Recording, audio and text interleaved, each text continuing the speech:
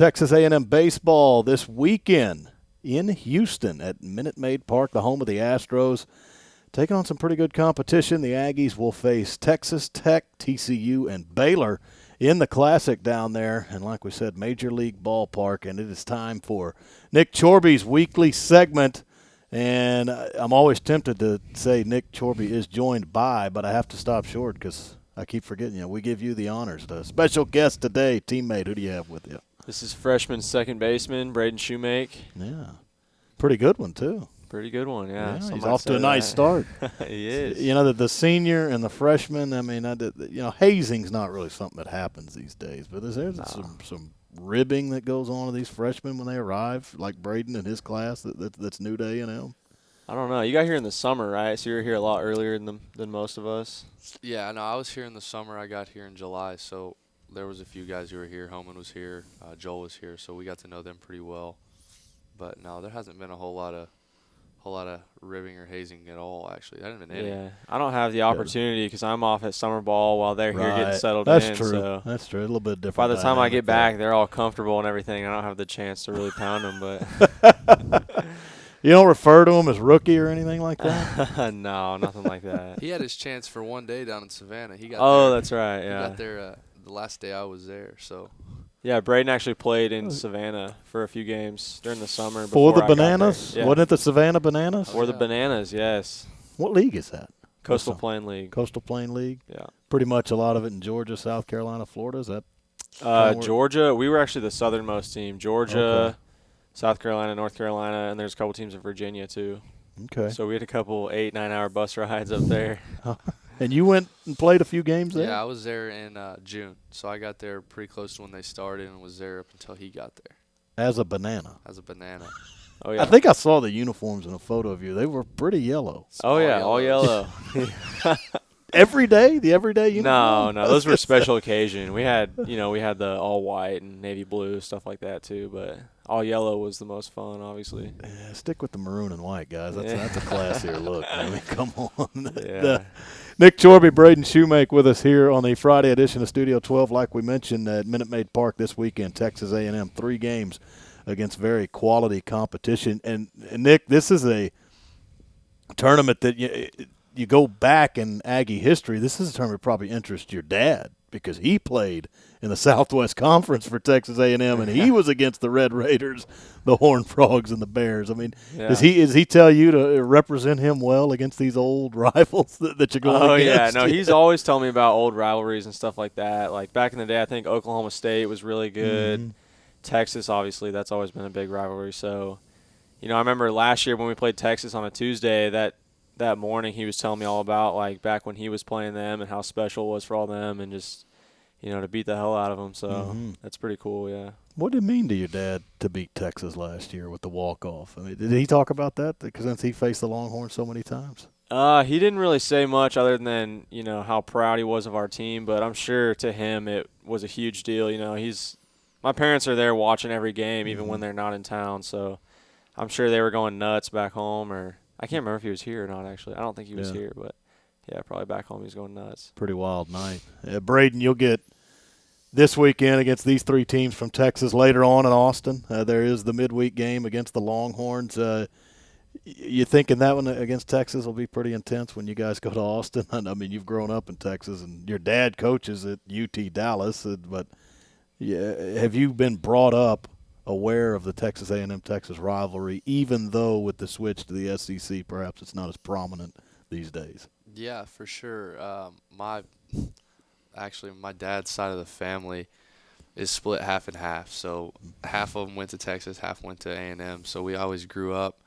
We'd watch the games on Thanksgiving, and half the room would be orange and half would be maroon, and all the kids would sit down in the middle. So I was brought up watching those 2 teams play, so it's gonna be a lot of fun. Well, when did you just start to don the maroon for good and shed the neutrality of the family?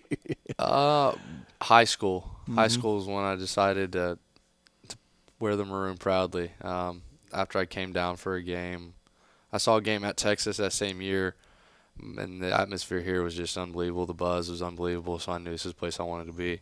Mm-hmm. Nick Choruby, Braden Shewmake with us on the Friday edition of Studio 12. And the thing about both of you guys is you're off to hot starts. And it'll be the same question to each of you, but you probably both have different reasons. Nick, you started the year by hitting safely in your first 7 contests, the average up over 500 entering this week. Keys to your start to the season? I would just say staying within myself and my role on the team.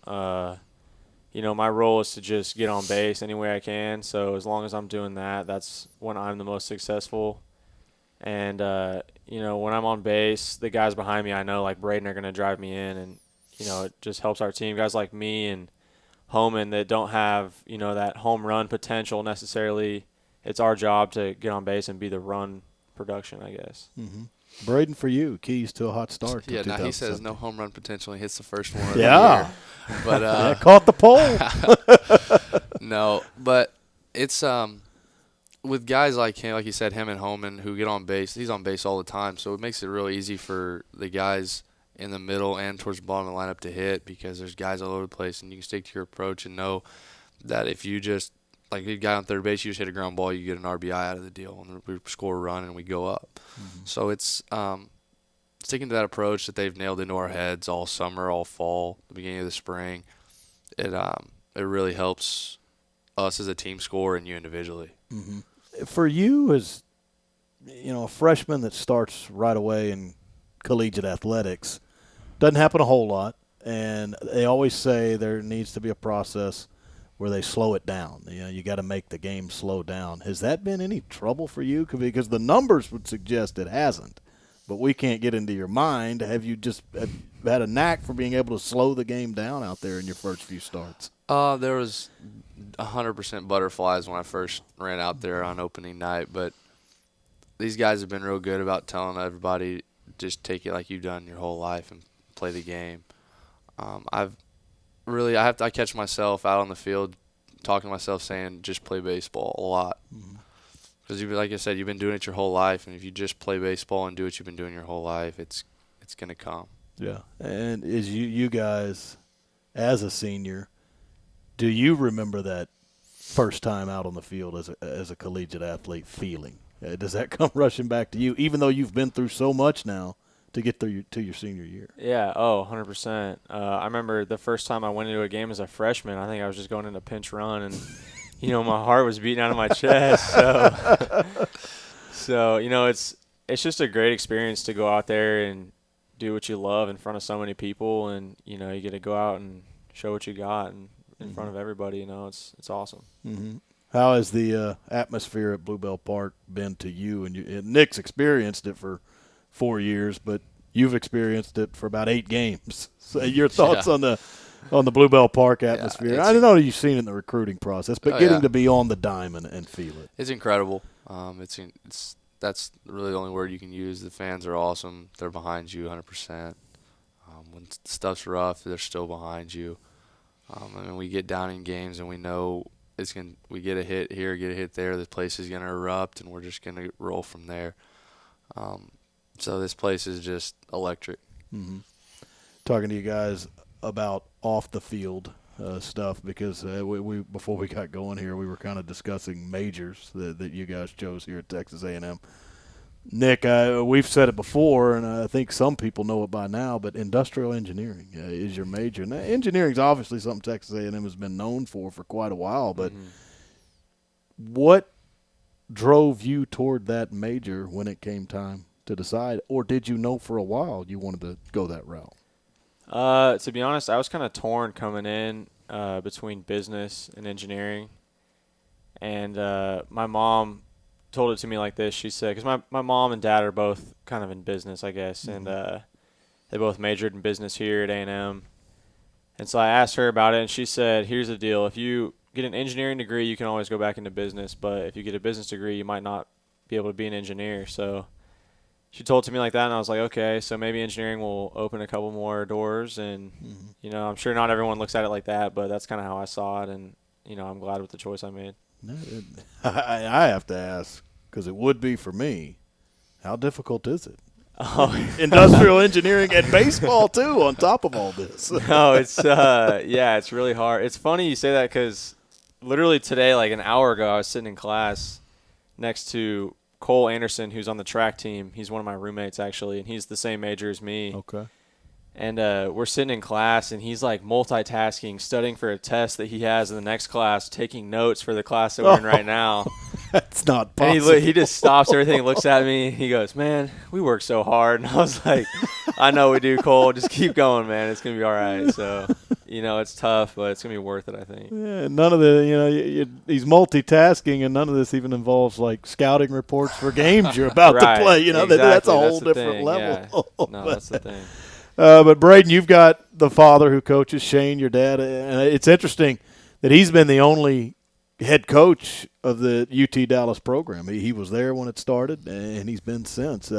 You're a sports management major. Would you like to follow in your father's footsteps, be a coach on the Diamond one day? 100%. That's what I've known I wanted to do for a long while now. I just didn't know whether I wanted to go the kinesiology route or the sports management route when I first got here. I was actually a kines major when I got in here, but biology is not my thing. So I decided to go the other route, to go the other way with that one. But, 100%. I would enjoy being a coach. Biology is not a lot of folks' thing. You could do journalism like I did, and you end up on a radio show. But you can do that with industrial engineering. Look at that. But also like to talk to guys about other sports in high school. Did you play any other sports than baseball in high school? I did. I played basketball and soccer. Okay. Yeah, I played Better football at- until 8th grade, and then Yeah. got pretty much broken in half, so I quit doing that. Yeah, that'll do it, the breaking in half part. But yeah. out of basketball, soccer, which one were you better at? Which one do you enjoy more? I definitely enjoy basketball more. I don't know if I was better at basketball, but I love playing basketball, and that's a ton of fun. I only played until maybe my sophomore year, I think, and then started focusing on baseball. But, to this day, I love just going to play pickup games, basketball, watching basketball. It's awesome. Well, from Portland, you've got an enjoyment of basketball. Are we talking to a Blazers fan here? Oh, yeah. Big-time Blazers fan. Because you get down in this area, you got the Rockets, Spurs, and Mavericks. I don't know if any of them really like the Blazers that much because it's all Western Conference. Right, especially a couple of years ago when Damian Lillard hit that game winner. That ripped the Rockets' heart out. Oh, right yeah, there. that was big time for me, yeah. That's good stuff. Yeah. Braden, I've talked to you before. You were a quarterback in high school. I think you played some basketball too, didn't you? I did. I quit playing basketball after my junior year. I didn't play my senior year, but I played up till then. Enjoy the game of football, running the offense. Yeah, football was a lot of fun. I enjoyed being back there and getting to direct traffic and just having fun playing football. Yeah, you kind of like being a middle infielder. You can direct some traffic from over there. Yeah, definitely. But professional teams for you, being from the Dallas area, does it all deal with Mavericks, Rangers, Cowboys, everything for you there? I'm a Dallas boy, for sure. Stars too? Stars too. Really? Stars too. Yeah, my dad and I would, what was it? I think it was my sophomore year. We caught 10, 20 Stars games. We went a lot. Really? So it was, we used to love going to watch hockey games. We still joke about it now. We don't get to go anymore, so we're going to have to find a time to go watch our Stars play. Well, that's going to have to wait till after the season. Yeah. Well, I don't follow hockey as much. I don't even know when the season ends, so I don't know how many Stars games you will get to. But the Mavericks and Blazers, when they get together, we need to have mic you guys up for a watch party. Yeah, that'd be a good one. Not this year, we don't. Not this year, we don't. Yeah, no, I don't. Blazers aren't doing so hot this year. Yeah, well, maybe we aren't either. Well, are either of them going to make the playoffs? I think we're both right on the bubble. Yeah, so. I think they're both slightly on the outside, aren't right they? now or something. Yeah, it's like 9 and 10. Yeah. Oh, good. Well, sometimes who's the Spurs fans on the baseball team? Do you got those coming out of the woodwork yearly? I don't know about this year. Probably Kutag. He's from there, but Oh, other than that, we don't have too much. Blake Allman, huge Spurs fan. Yeah, he's from Bernie, I think. Yeah, so right there by San Antonio. We got more Rockets fans than we know what to do with. Yeah, so. I figured it'd be Rockets because of the Houston area. So, but I don't know how often you guys get into this professional trash talk with media relations director Thomas Dick because he's from Ohio. He's a Cavaliers fan. Oh, geez. He's got scoreboard fellas. I didn't even know that. Yeah, and he'll let you know. No, I didn't even know that one. Yeah, I think he went up to Cleveland and burned a couch just to adhere to the tradition they do up there when they win championships. Was he a LeBron jersey burner when he left? I don't know how into it he got on that. We're going to but, have to ask him. You know, he loves the Browns, and he sits through all that misery. And Really? you got to give him the Cavaliers when you're a Browns fan. Yeah, that's tough. You got to do it. But, guys, we wish you all the best this weekend down in Houston, and we'll keep following you throughout the year. Thanks for the time, fellas. Appreciate it. Appreciate it.